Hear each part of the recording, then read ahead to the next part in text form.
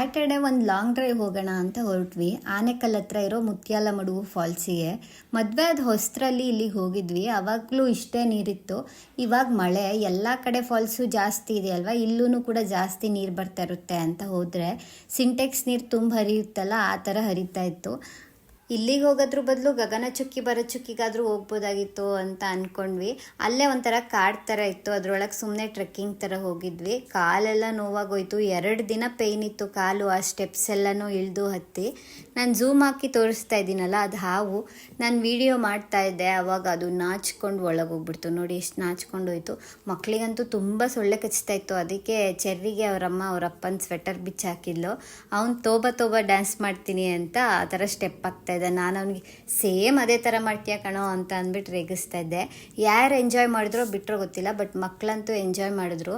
ಇವನು ನೋಡ್ಕೊಂಡು ಅವನು ನೋಡ್ಕೊಂಡು ಇವನು ಫುಲ್ ಕುಣಿದಾಡಿದ್ರು.